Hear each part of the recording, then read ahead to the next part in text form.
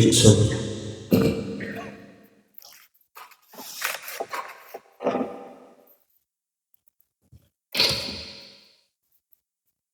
Assalamualaikum warahmatullahi wabarakatuh.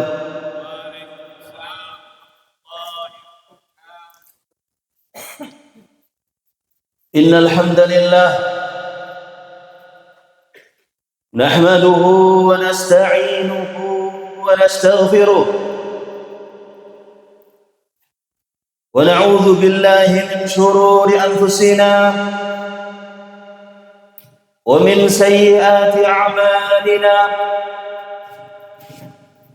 Man yahdihillahu fala mudilla lahu wa man yudlil fala hadiya lahu. Asyhadu an la ilaha illallah wahdahu la syarika lah wa asyhadu anna Muhammadan 'abduhu wa rasuluh. Ya ayyuhalladzina amanu taqullaha haqqa tuqatih wa la tamutunna illa wa antum muslimun. Ya ayyuhan nas ittaqu rabbakumul ladzi khalaqakum min nafsin wahidah wa khalaqa minha zawjaha wa batha minhuma rijalan katsiran wa nisaa. Wattaqullaha alladzi tasaaluna bihi wal arham innallaha kana 'alaykum raqiba. Ya ayyuhalladzina amanu taqullaha wa qulu qawlan sadida yuslih lakum a'malakum wa yaghfir lakum dhunubakum wa man yuti'illaha wa rasulahu faqad faza fawzan 'azima. Amma ba'd, fa inna khairal hadithi kitabullah wa khairul hadi Muhammadin sallallahu alaihi wa ala alihi wa sallam wa syarrul umuri muhdatsatuha fa inna kulla muhdatsatin bid'ah wa kulla bid'atin dhalalah wa kulla dhalalatin finnar. Alhamdulillah,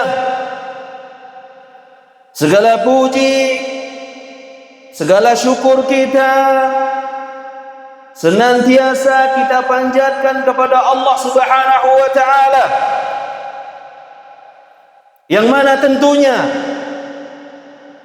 berkat limpahan karunia, taufik dan hidayah dari Allah Subhanahu wa ta'ala, pada kesempatan di pagi hari ini Allah Subhanahu wa ta'ala masih memberikan kesempatan kepada kita, masih memberikan umur kepada kita, masih memberikan peluang kepada kita. Untuk apa? Untuk kita beribadah kepada Allah Subhanahu wa ta'ala.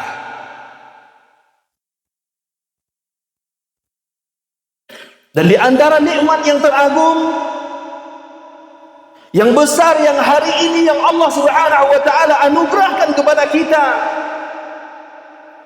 Allah Subhanahu wa ta'ala mempertemukan kita untuk sekian kalinya, menganugerahkan kepada kita untuk sekian kalinya bertemu dengan hari-hari terbaik yang pernah Allah Subhanahu wa ta'ala ciptakan di atas muka bumi, yaitu 10 hari pertama di bulan Dzulhijjah, di mana seorang hamba ketika dia melakukan ketaatan kepada Allah Subhanahu wa ta'ala, ketika dia melaksanakan perintah-perintah Allah Subhanahu wa ta'ala, ketika dia melaksanakan salat, ketika dia bersedekah, ketika dia bertaubat, ketika dia kembali kepada Allah Subhanahu wa ta'ala, amal tersebut dilipat gandakan oleh Allah Subhanahu wa ta'ala, bahkan melebihi orang yang jihad di jalan Allah Subhanahu wa ta'ala.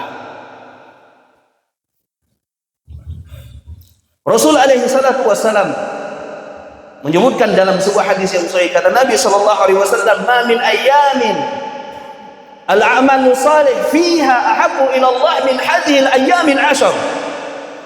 Tidak ada hari-hari yang lebih mulia, yang lebih afdal, yang diamalkan oleh seorang hamba, yang pahalanya sangat besar di sisi Allah Subhanahu wa taala, kecuali 10 hari pertama di bulan Dzulhijjah. Para sahabat bertanya kepada Nabi sallallahu alaihi wasallam, "Ya Rasulullah, wala jihadu fi sabilillah." Bagaimana kalau ada orang yang jihad di jalan Allah Subhanahu wa taala? Mampu tidak jihad tersebut menandingi amalan-amalan yang dilakukan oleh seorang hamba di 10 hari pertama di bulan Dzulhijjah? Kata Nabi alaihi salatu wasallam, "Wala jihadu fi sabilillah." Walaupun orang tersebut jihad di jalan Allah Subhanahu wa taala, tidak akan mampu menyaingi pahala yang dilakukan oleh orang-orang ketika 10 hari pertama di bulan Dzulhijjah. Illa rajulun kharaja bi nafsihi wa malihi wa lam yati min dzalika bisyai'. Kecuali ada orang yang jihad di jalan Allah Subhanahu wa taala, dia jihad dengan hartanya, dia jihad dengan jiwanya, kemudian dia meninggal dunia di medan perang, baru menyaingi amalan-amalan yang dilakukan di 10 hari pertama di bulan Dzulhijjah. Kaum muslimin yang semoga dimuliakan Allah Subhanahu wa taala. Timbul pertanyaan di dalam diri kita, apakah kita termasuk orang-orang yang di 10 hari pertama di bulan Dzulhijjah termasuk orang-orang yang memanfaatkan waktu-waktu tersebut untuk beribadah kepada Allah Subhanahu wa taala, untuk memperbaiki diri kita, untuk bertobat kepada Allah Subhanahu wa taala, memperbanyak takbir, memperbanyak zikir, memperbanyak sedekah, memperbanyak salat? Atau sebaliknya, Pak, kita termasuk orang-orang yang lalai ketika diberikan kesempatan oleh Allah Subhanahu wa taala, ketika diberikan waktu oleh Allah Subhanahu wa taala, kita tidak termasuk orang-orang yang memanfaatkan waktu tersebut untuk memperbaiki diri kita di hadapan Allah Subhanahu wa taala. Kaum muslimin yang semoga dimuliakan Allah Subhanahu wa taala, apa penyebab terbesar seorang hamba enggan beribadah kepada Allah Subhanahu wa taala? Apa penyebab seseorang itu berat untuk membaca Al-Qur'anul Karim? Apa penyebab seseorang itu berat untuk melaksanakan salat berjamaah di masjid? Sebab terbesar yang membuat seorang hamba berat untuk melakukan ketaatan kepada Allah Subhanahu wa taala tidak lain dan tidak bukan karena sebab dosa dan maksiat yang kita lakukan.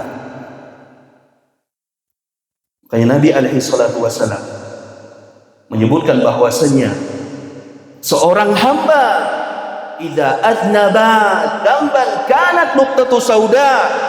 Kalau seorang hamba muslim melakukan perbuatan dosa dan maksiat kepada Allah Subhanahu wa taala, kanat nuqtatu sauda, maka akan diberikan satu titik hitam di dalam hatinya. Fa in taba wa naza'a wastaghfara suqila qalbuh. Kalau dia bertobat kepada Allah Subhanahu wa taala, kalau dia kembali kepada Allah Subhanahu wa taala, dia gunakan kesempatan untuk memperbaiki dirinya di hadapan Allah Subhanahu wa taala, suqila qalbuh, maka hatinya akan dibersihkan oleh Allah Subhanahu wa taala. Fa in zada, kata Nabi SAW, kalau dia bertambah melakukan kemaksiatan, tidak peduli dengan Allah, merasa sombong di hadapan Allah, tidak mau menghadiri panggilan-panggilan Allah Subhanahu wa taala,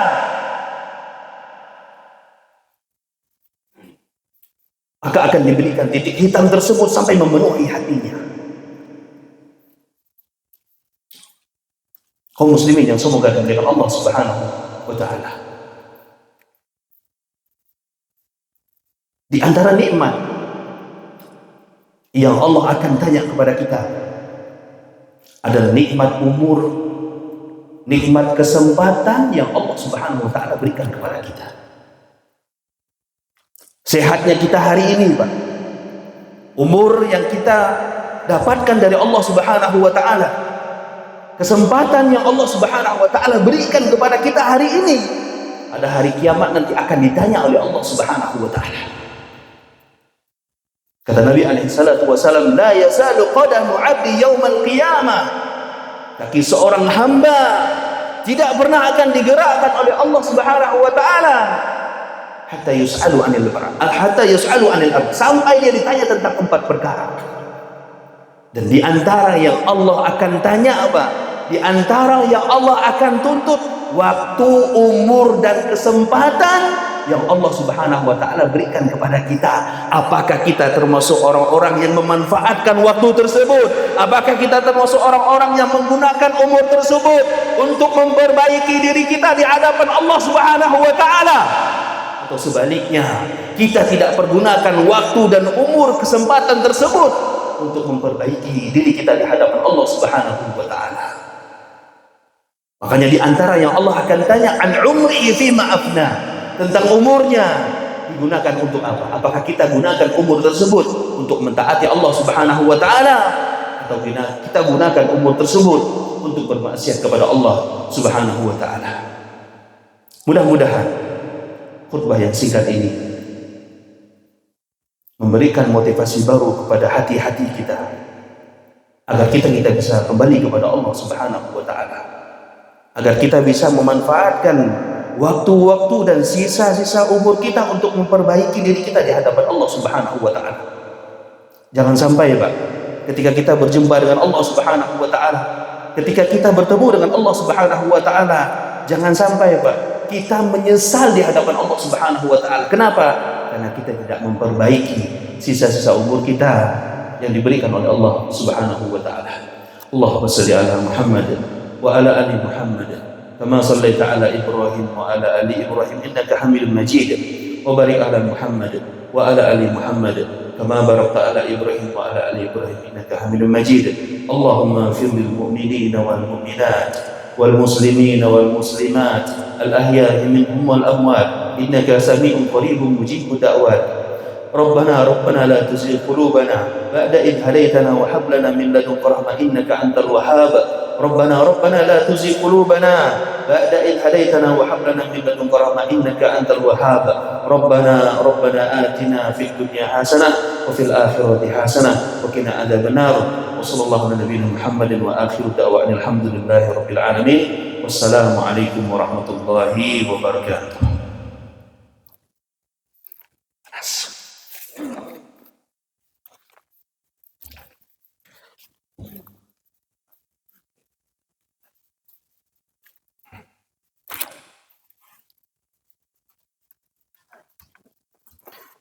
Wallahu a'lam.